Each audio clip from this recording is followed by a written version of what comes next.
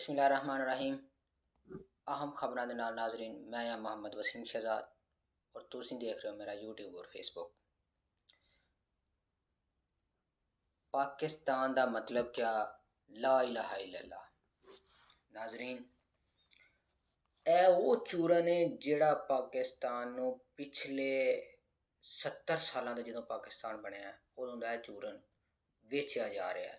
ਤੇ ਇਹ ਚੂਰਨ ਵੇਚ ਕੌਣ ਰਹੇ ਨੇ? ਇਹ ਚੂਰਨ ਵੇਚ ਰਹੇ ਨੇ ਸਾਡੇ ਮੁਲਕ ਦੀਆਂ ਮਜ਼ਹਬੀ ਜਮਾਤਾਂ, ਸਿਆਸੀ ਗੱਠਜੋੜ, ਮਿਲਟਰੀ ਔਰ ਜਿਹੜੇ ਅਲਾਇੰਸ ਜਿਹੜੇ ਨੇ, ਇਹ ਸਾਨੂੰ ਦੱਸਦੇ ਨੇ ਕਿ ਪਾਕਿਸਤਾਨ ਦਾ ਮਤਲਬ ਹੈ ਲਾ ਇਲਾਹਾ ਇल्लल्लाह।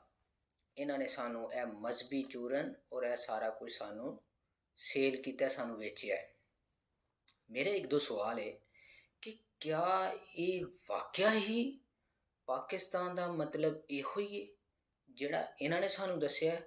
और अज गजा दे विच मुसलमानां ते हमले होए ने ते इन्होंने इसका जिहड़ा वो वाकया ही मुसलमानां वाला किरदार अदा किया या नहीं किया?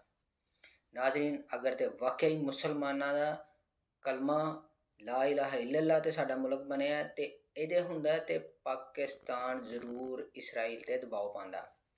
ਇਹਦੇ ਬਾਰੇ ਦੇ ਵਿੱਚ ਹਮਾਸ ਦੇ ਲੀਡਰ ਨੇ ਖੁਦ ਕਹਿ ਦਿੱਤਾ ਇੱਕ ਤਕਰੀਬ ਦੇ ਵਿੱਚ ਕਿ ਅਗਰ ਪਾਕਿਸਤਾਨ ਦਬਾਅ ਡਾਲੇ ਤੇ ਇਹ ਜੰਗ ਬੰਦ ਹੋ ਸਕਦੀ ਸੀ। ਲੇਕਿਨ ਪਾਕਿਸਤਾਨ ਦੇ ਵਿੱਚ ਕੀ ਕੀਤਾ ਜਾਂਦਾ ਹੈ? ਪਾਕਿਸਤਾਨ ਦੇ ਵਿੱਚ ਸਿਰਫ ਕੈਂਪਸ ਤੋਂ ਲੈ ਕੇ ਤੇ ਬਰਕਤ ਮਾਰਕੀਟ ਤੱਕ ਵਾਕ ਕੀਤੀ ਜਾਂਦੀ ਹੈ। ਉੱਥੋਂ ਵਾਕ ਕਰਕੇ ਉੱਥੋਂ ਦੀ ਹੋ ਕੇ ਤੇ ਫਿਰ ਵਾਪਸ ਸਿਰਫ ਇੰਨਾ ਇhtਜਾਜ ਕੀਤਾ ਜਾਂਦਾ ਹੈ। ਤੇ ਉਸੇ ਇhtਜਾਜ ਦੇ ਵਿੱਚ ਉਸੇ ਵਿੱਚ ਹਮਾਸ ਦੇ ਲੀਡਰ ਜਿਹੜੇ ਸੀ ਉਹਨਾਂ ਨੇ ਖਿਤਾਬ ਕੀਤਾ ਤੇ ਉਹਨਾਂ ਨੇ ਆਖਿਆ ਕਿ ਪਾਕਿਸਤਾਨ ਇਸਰਾਈਲ ਤੇ ਦਬਾਅ ਪਾਏ ਤੇ ਅਗਰ ਉਹ ਥੋੜ੍ਹਾ ਜਿੰਨਾ ਵੀ ਦਬਾਅ ਪਾਉਂਦਾ ਤੇ ਇਸਰਾਈਲ ਅੱਜ ਹਮਲਾ ਜਿਹੜਾ ਆਪਣਾ ਹਮਲਾ ਜਿਹੜਾ ਬੰਦ ਕਰ ਦਿੱਤਾ ਹੁੰਦਾ ਇਹਨਾਂ ਆਪਣਾ।